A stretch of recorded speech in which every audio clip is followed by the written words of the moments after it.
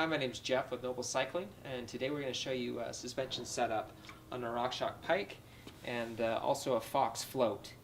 So there actually is guidelines that you can set it up by your weight if you just go to google.com and type in the model of the shock that you're looking to do. But to make sure we get it the most accurate, we're going to actually show you how to properly set it up to your rider weight. So you're going to actually want to set it up with your gear if you have a camelback, camera, whatever. Sometimes a camelback will add 10 to 15 pounds, so it's good to actually set up your suspension with that. Since we don't have a with us right now, we're just going to set it up for my body weight. So I'm going to go ahead and hop on the bike. It's good to actually compress the bike a couple times, okay, just to activate the suspension. And while it's compressed, go ahead and push your O-ring down, and then you can hop off. And right now it looks like we're about 32% sag, so that's a little bit soft. You want to have it anywhere from 25 to 30%. So we are going to go ahead and remove the top cap where the air is. Okay. Put just a tiny bit more air in there.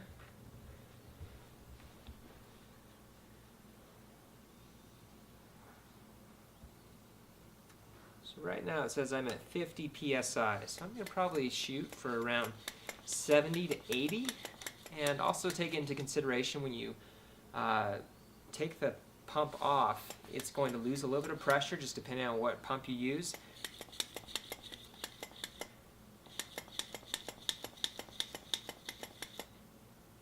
Okay, I'm about 80 psi right now, so I'm going to lose just a tiny bit. Check that again. So just same procedure, you're going to compress the fork a couple times, okay? And push that down and hop off. Awesome. So right now we're about just over 26% sag. So that's pretty dang close. That's actually where you want to be, within that 25 to 30% window, especially because this is a 120 mil travel bike. Now we're going to do the same in the back. So we made sure that this was completely not locked out, not in compression mode, and the back we're actually going to do the same thing. So you can see that isn't moving very much. So that's open right there, okay? And most likely it looks like we're going to have to take some air out. It feels pretty firm. So go ahead and remove the valve cap and then screw your pump on. Okay, it looks like we're at 150 right now. So I'm going to take some air out, probably down to 130. We'll give that a try for a second. And it's really nice with this front RockShox. It's actually written on the side of how much sag you're getting. On this back Fox float, nothing's written on it, but just gauge it by. We want it to be about a quarter compressed when we're on the bike.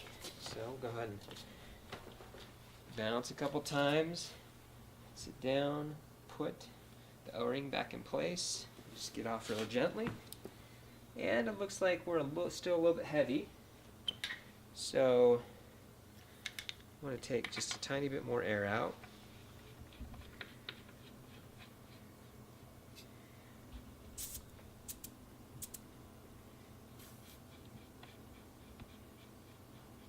Okay. Alright, we'll go ahead and compress it a couple more times. So hop on the bike, bounce it a couple more times, sit on it, and move, and then hop off. Perfect. Yeah, so that's about a quarter right now. So yeah, that's all set up, all good to go. And then from there, so we set the air pressure, and the next steps are you do have a couple different modes on this. So there's a climbing mode and also a descending mode. Descending is going to be fully open. Climbing mode, it's going to be a little bit stiffer platform. So when you're climbing, it's going to be a lot more efficient. It's not going to be as smooth. And then also you can adjust the rebound, how fast it's going to respond. And that's just totally up to you for preference. Faster rebound speed. That's usually when you want to do your cross-country type riding.